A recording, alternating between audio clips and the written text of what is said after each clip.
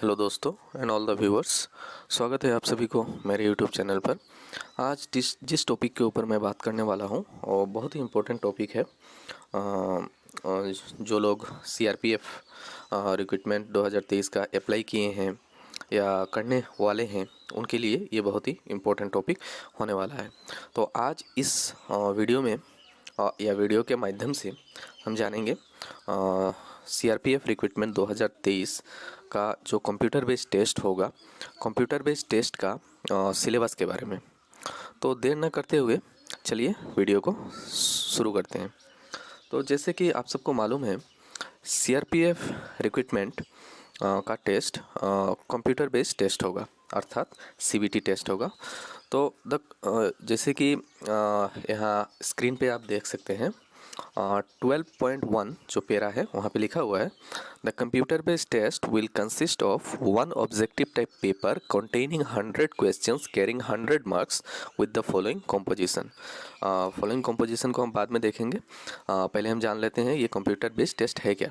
तो ये जो कंप्यूटर बेस्ड टेस्ट है ये तो कंप्यूटर के माध्यम से होता है और सीआरपीएफ का ये जो रिक्रूटमेंट होने वाला है कंप्यूटर बेस्ड टेस्ट का, इसमें 100 क्वेश्चंस रहेंगे और सारे मल्टीपल चॉइस क्वेश्चंस रहेंगे और 100 क्वेश्चंस रहेंगे और 100 मार्क्स रहेंगे। अर्थात ये जो पेपर सीबीटी का होने वाला है सीआरपीएफ रिक्रूटमेंट के लिए 100 मार्क्स का होने वाला है कंप्यूटर बेस्ड टेस्ट। तो चलिए अब जानते हैं सिलेबस में क्या क्या सब्जेक्ट्स हैं, किन किन सब्जेक्ट्स के ऊपर ये सीबीटी कंडक्ट होगा। तो पहले नंबर पर है general intelligence and reasoning. General intelligence और रीजनिंग नंबर ऑफ क्वेश्चंस रहेंगे 25 और मैक्सिमम मार्क्स 25, अर्थात पर क्वेश्चन 1 मार्क। उसके बाद general knowledge and general awareness, इसके तहत 25 क्वेश्चंस रहेंगे और मार्क 25।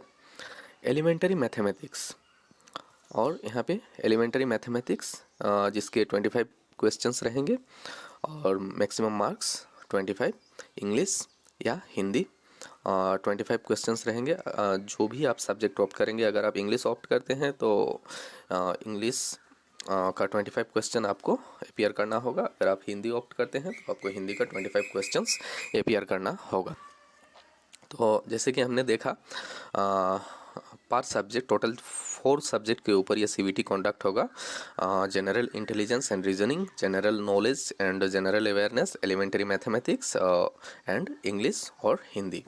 तो सब मिला के टोटल 100 क्वेश्चंस रहेंगे और 100 मार्क्स, 25 क्वेश्चंस पर सब्जेक्ट।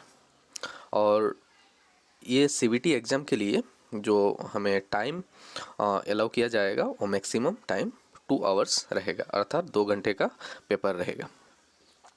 चलिए क्या लिखा है हमारा पैरा नंबर 12.1.1 में, वो हम देखते हैं।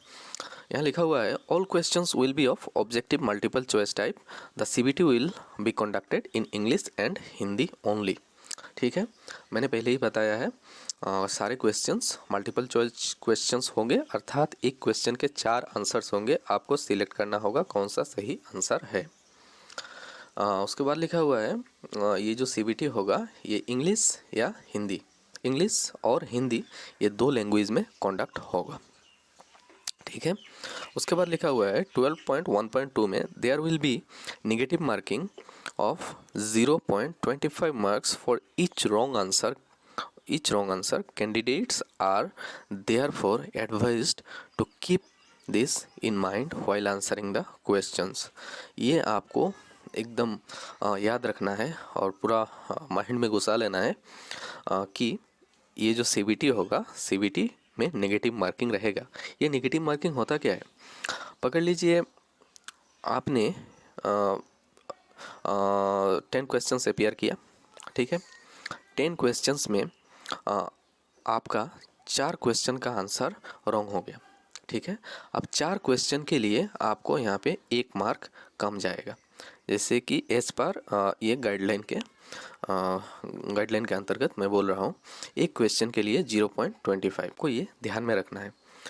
उसके बाद लिखा हुआ है 12.1.3 में the date and centre of CBT will be informed to candidates via admit card only through the website of CRPF। जो CRPF का वेबसाइट है, वेबसाइट के माध्यम से आपको एडमिट कार्ड मिलेगा और एडमिट कार्ड में डेट और सेंटर ऑफ CBT जो कंप्यूटर बेस्ड टेस्ट आपका कहाँ पड़ा है वो आपको एडमिट कार्ड के जरिए आपको मिल जाएगा। नेक्स्ट 12.1.4 में लिखा हुआ है there shall be no provision for re evaluation और rechecking of the scores, no correspondence in this regard shall be entertained. ये भी एक इम्पोर्टेंट इंफॉर्मेशन है। ये जो CBT एग्ज़ाम होगा, CBT एग्ज़ाम के बाद कोई भी प्रोविज़न नहीं है कि आप री इवैल्यूएशन अर्थात फिर से एग्ज़ाम में बैठ पाएँ या आपका पेपर जो है पेपर का रीचेकिंग करवा सकें स्कोर्स के लिए, क्योंकि ये CBT एग्ज़ाम है। ये एकदम जो बोलते हैं 100% एरर फ्री ये होता है, तो इसीलिए यहाँ पर कोई री इवैल्यूएशन या रीचेकिंग का प्रावधान नहीं है। उसके बाद 12.1.5 में लिखा हुआ है marks scored by candidates in CBT will be normalised and such normalised scores will be used to determine final merit and cut off marks. आप CBT में जो मार्क आपको मिलता है वही मार्क के ऊपर मेरिट लिस्ट बनेगा, ठीक है। The questions in the CBT will B matriculation level. तो हालांकि हमको मालूम है ये जो CRPF रिक्रूटमेंट है ये इसका educational qualification HSLC minimal qualification या बोले तो मैक्सिमम भी बोल सकते हैं, क्वालिफ़िकेशन जो है HSLC ही है, तो इसीलिए इसके जो सारे क्वेश्चंस रहेंगे वो मैट्रिकुलेशन लेवल के ही क्वेश्चन रहेंगे। उसके बाद बहुत ही इंपॉर्टेंट 12.1.7 यहाँ पर लिखा हुआ है a mock test link will be available in candidates corner on CRPF website to familiarise the candidates with CBT after the go live of the admit card. ये आपको ध्यान में रखना है, जब आपको एडमिट कार्ड मिलेगा उसी वक्त उसी साइट पर कैंडिडेट कॉर्नर में आपको एक मॉक टेस्ट देने का भी प्रावधान किया गया है। ये आप ज़रूर दीजिएगा, इससे आपका एक्सपीरियंस भी बढ़ेगा और CBT कैसे देते हैं आप एक फेमिलियर हो जाएंगे, इससे आपका कॉन्फिडेंस लेवल भी बूस्ट होगा। तो ये आपको याद रखना है और जब आप एडमिट कार्ड डाउनलोड करेंगे उसी वक्त कैंडिडेट कॉर्नर पे जाकर आपको मॉक टेस्ट ज़रूर देना है। नेक्स्ट जो पॉइंट है 12.1.8 यहाँ लिखा हुआ है candidates are not permitted to use calculators and other electronic gadgets, they should not therefore bring the same inside the examination hall. ये सारे एग्जामिनेशंस का ये रूल है कि कोई भी एग्ज़ाम अगर आप देते हैं तो आप एग्ज़ाम हॉल के अंदर कोई इलेक्ट्रॉनिक गैजेट्स या कैलकुलेटर, मोबाइल फ़ोन कुछ भी लेकर अंदर एग्जामिनेशन हॉल के अंदर आप नहीं जा सकते। ये हमको ध्यान रखना है। नेक्स्ट जो इम्पोर्टेंट टॉपिक है वो है सिलेबस के बारे में। तो चलिए अब सिलेबस को थोड़ा गहराई से देखते हैं सिलेबस में क्या है। तो पहला जो है जनरल इंटेलिजेंस एंड रीजनिंग, ठीक है।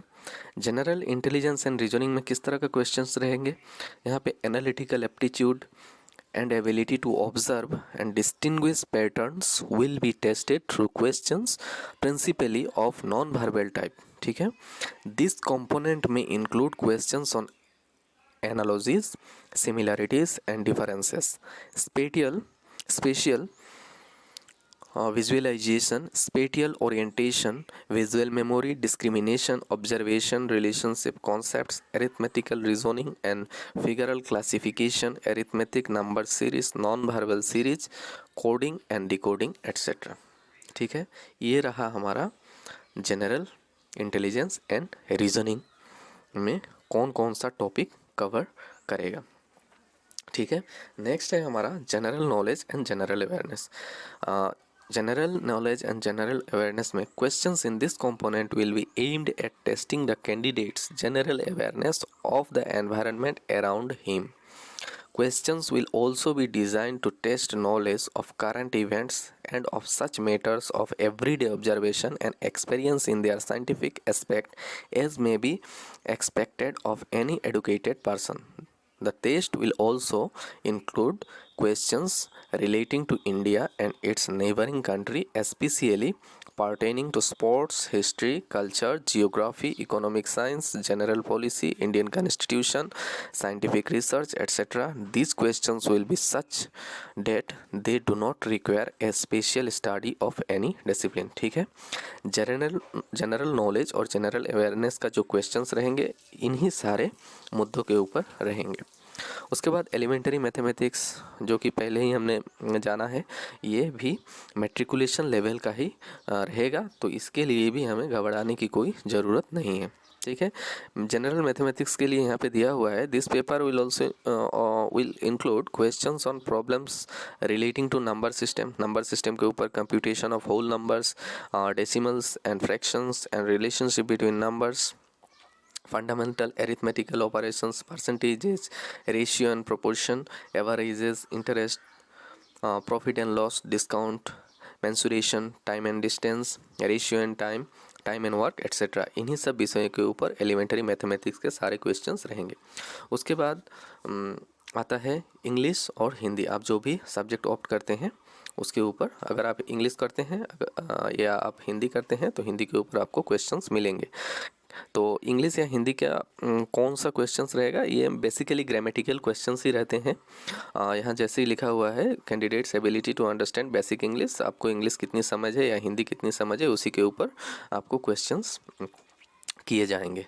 तो ये था हमारा आज का टॉपिक। सीआरपीएफ का सिलेबस क्या होगा, आप सबके मन में ये क्वेश्चन था, तो मैंने इस वीडियो के ज़रिए एक प्रयास किया आप सबको सीआरपीएफ रिक्रूटमेंट 2023 का जो सिलेबस है सिलेबस बताने के लिए। अगर आपको वीडियो अच्छा लगा हो तो प्लीज़ लाइक और कमेंट कीजिएगा, इससे मुझे भी एक बूस्टअप मिलेगा। और इम्पोर्टेंट बात यह है कि मैं नेक्स्ट जो वीडियोस अपलोड करूंगा वो ज़रूर देखिएगा। मैं इसी चैनल के माध्यम से सीआरपीएफ रिक्रूटमेंट 2023 का जो आज मैंने सिलेबस बताया उन्हीं सिलेबस के ऊपर मैं क्वेश्चंस अपलोड करूंगा, साथ में आंसर्स भी रहेंगे। आप ज़रूर उन क्वेश्चन और आंसर्स को सॉल्व कीजिएगा, इससे आपका एक्सरसाइज होगा और एग्ज़ाम में सीबीटी एग्ज़ाम में आपको ज़रूर मदद मिलेगा। और मुझे ये सीआरपीएफ रिक्रूटमेंट या और कौन सा रिक्रूटमेंट के ऊपर वीडियो बनाना चाहिए, आपके पास अगर कोई सुझाव हो तो please feel free to comment, please feel free to comment. मतलब आप जो कमेंट सेक्शन है वहाँ कमेंट सेक्शन करके मुझे ज़रूर बताइएगा। तो आज का इस वीडियो में यहीं तक, उम्मीद है आपको वीडियो अच्छा लगा हो। Thank you again.